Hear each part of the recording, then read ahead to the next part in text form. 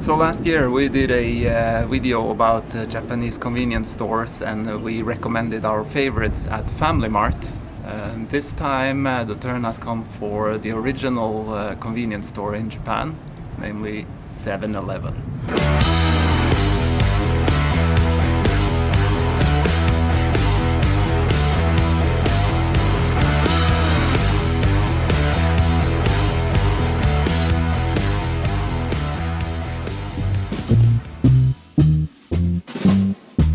Japanese convenience stores might not be as groundbreaking today as they were 15 years ago.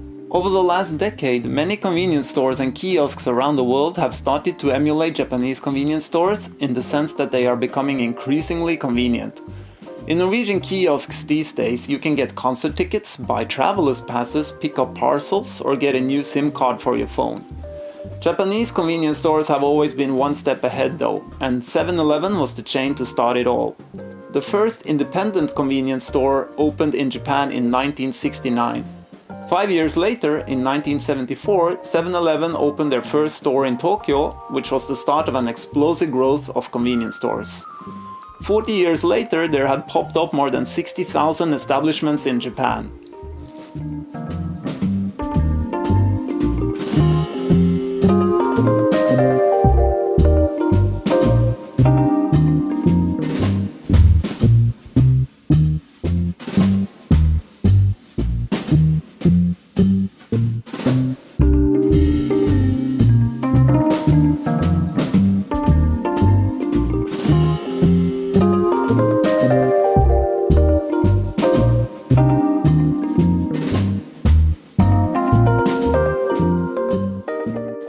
You can get a bunch of really cheap coffees in Tokyo or in Japan if you want, from all convenience stores, or you can get it at IKEA, or there's a bunch of places. But out of all these cheap coffees, we think the one at 7-Eleven is the best one, and that's kind of lucky since 7-Eleven is everywhere. My recommendation is to buy it and enjoy it together with this stroopwafel. It's actually just two very thin wafers with caramel in between. And when you put it on top of your coffee cup, it melts the caramel. Kuroneko Yamada, they are everywhere, deliver every time. When you put this stroopwafel on your coffee, it melts the caramel and make it all gooey and nice and perfect.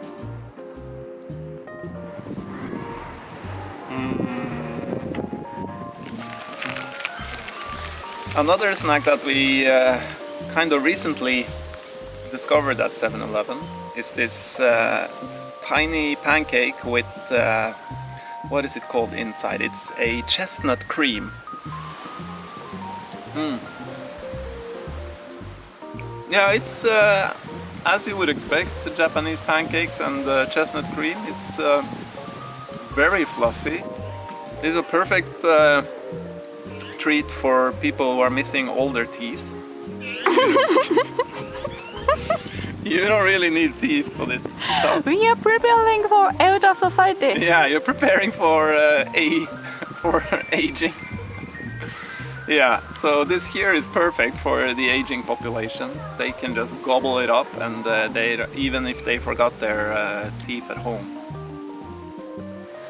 Yeah, because of Corona now we cannot drink at park, so we couldn't get any alcohol.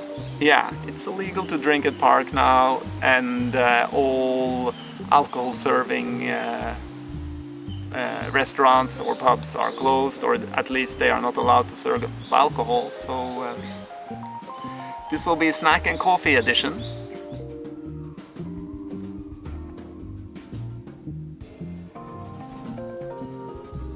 No, wait a second. What am I saying here? Not having a beer outside on a warm summer day? This is what we Norwegians live for. The few weeks of the year when it's actually tolerable to be outside and enjoy a beer, we will do so. Am I starting to lose my Norwegian heritage here? This ends now.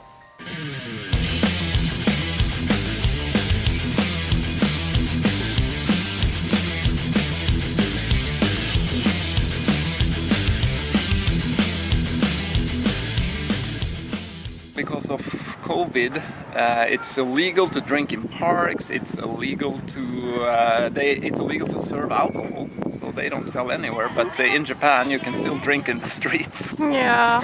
It's like a cultural difference between Japan and Norway, I guess, or many other places. Is that in Norway, if you drink in a public space, like on the street, the cops will pull you over, and they will make you pour out a drink. So what are you drinking? I'm drinking a 7-Eleven brand highball. What is highball? Highball is whiskey, soda water, and a little bit of lemon twist or something. Yeah. No place I visited on earth, highball is more popular than in Japan. You can find it everywhere, all convenience stores, all supermarkets. It seems to be as popular as beer.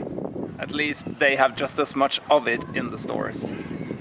And when you're drinking in public, of course, you need some snack. And one of the best snacks at 7-Eleven I recently discovered is this cheese puffs, triple cheese snacks. That's actually a very good describing name, because this here reminds me of the American or the Norwegian cheese puffs on steroids.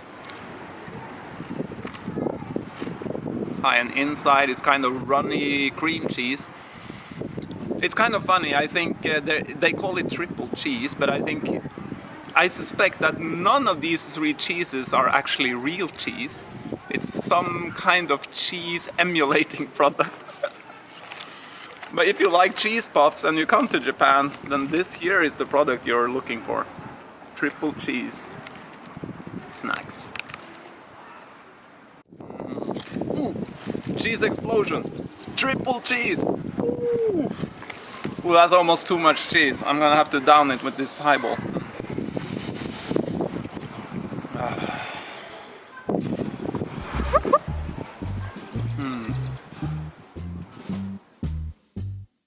I can remember from my first trip to Japan back in 2006 how impressed I was with all services offered at Japanese convenience stores. Many of these things are now becoming expected services all over the world, but it is still amazing just how groundbreaking Japan was when it came to making the convenience stores live up to their names. At some point or other, the standard service at Japanese convenience stores have went well beyond the expected sales of hot and cold food and drinks, alcohol, cigarettes, toiletries, and manga. Paying your bills, making photocopies and scans, dropping off parcels or laundry, or recharging your phone are but a handful of standard services at modern Japanese convenience stores. At some establishments, you can even check your blood pressure or take a rest in in-house massage chairs.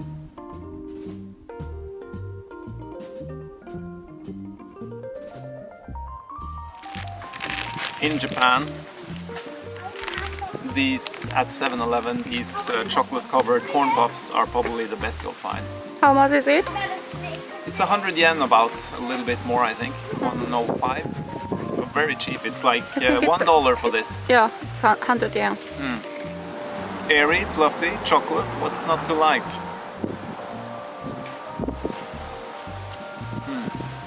A little thicker chocolate coating here in Japan makes this even more, I would say better than the ones I've tried in Norway. So last snack at the park is just, is it a vanilla pudding? Custard pudding? Custard pudding. Custard pudding with a little bit of caramel at the bottom. I'll first try this pudding without caramel just to see how it is in its pure form. Nice consistency. Yellow. Yellow, eggy.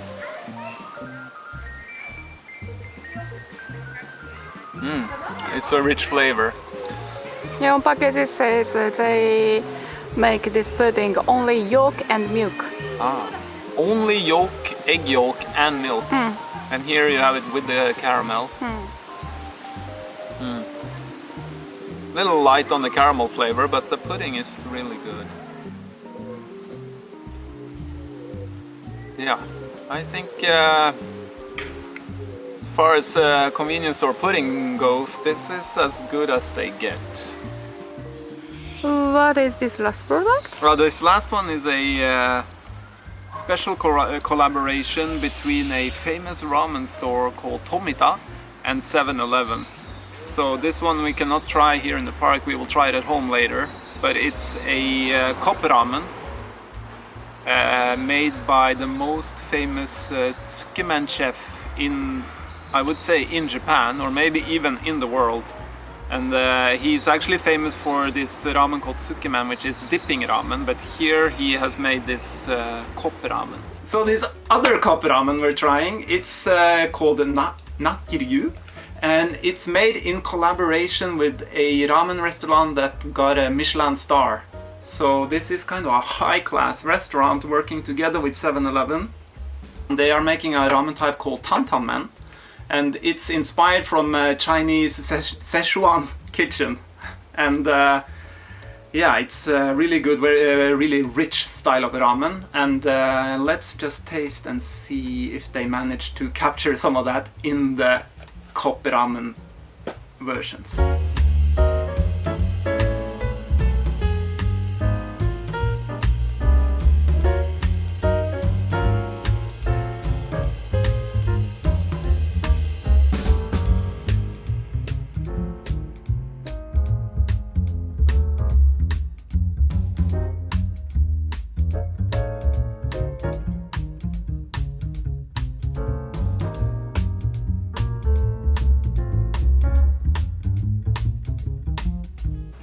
Here we've finished making the nakiryu, and as you can see it's steaming hot, and it's the tantanmen made in collaboration with the Michelin restaurant, and I heard rumors that it might be quite spicy. So I will start by tasting the soup.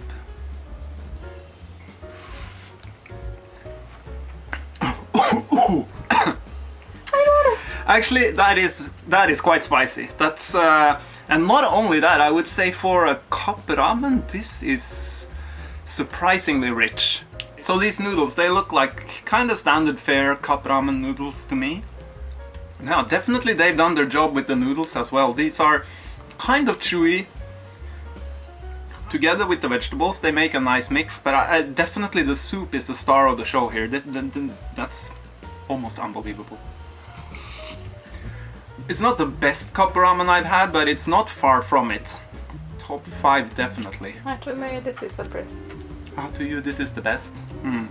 So, to the foreign guy, the Scandinavian, it's his top 5, but for the Japanese girl, this is the best ramen, so that says something. Maybe it is the best. I not really want to judge.